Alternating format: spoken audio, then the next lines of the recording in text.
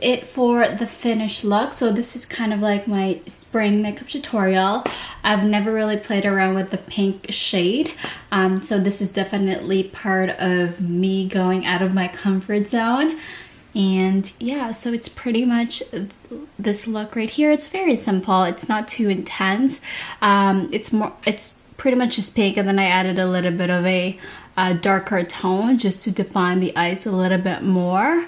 And I also added some falsies just to kind of like brighten the look.